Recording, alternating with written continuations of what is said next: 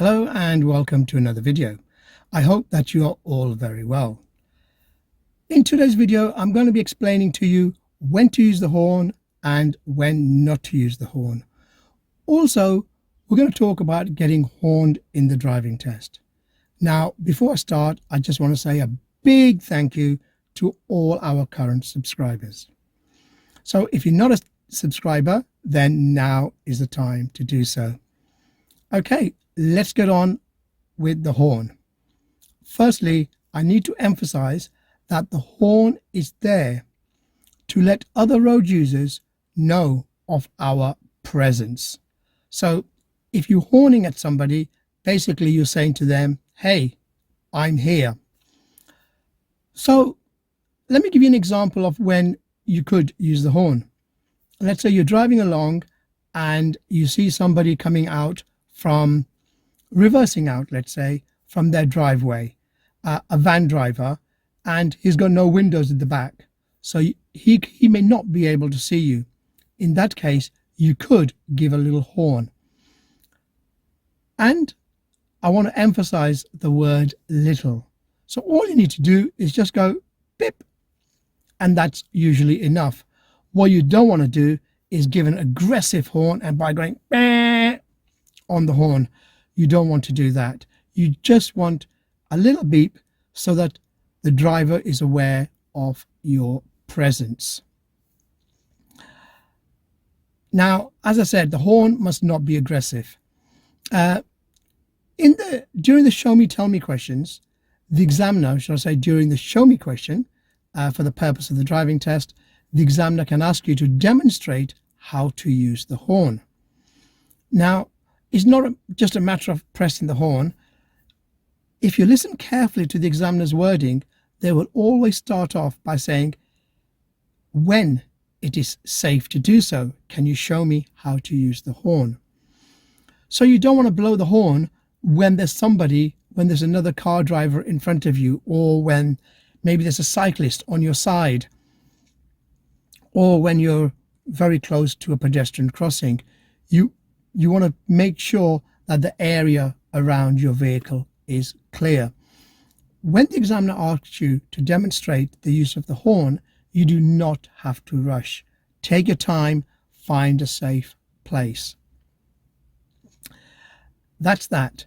Now, the other thing I need to mention is when not to use the horn. It's against the law to use the horn in a built-up area, in a residential area, between the hours of 11:30 p.m. and 7 a.m. unless another vehicle, another road user is causing you an immediate danger. So you could be sitting, let's say, 4 o'clock in the morning in your vehicle, and someone starts reversing and you think, hey, that person hasn't seen me. Beep, just a little horn.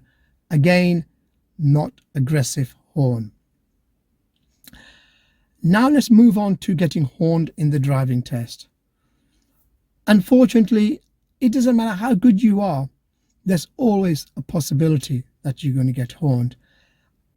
I've been driving since I was 17 years old, and I'm over 57 now. I'm not going to tell you my exact age.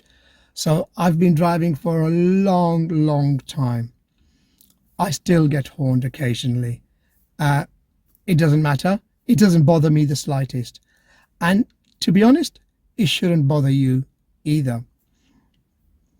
During the driving test, a lot of learner drivers wonder whether the examiner would fail them for being horned. The simple answer to that question is no. No, you would not fail if somebody horned at you. However, every situation is assessed differently by the examiner. For example, if you stalled the vehicle and the driver behind horned, you started off, made your observations, moved off, that's no problem at all, no issue. You would not fail the test for that.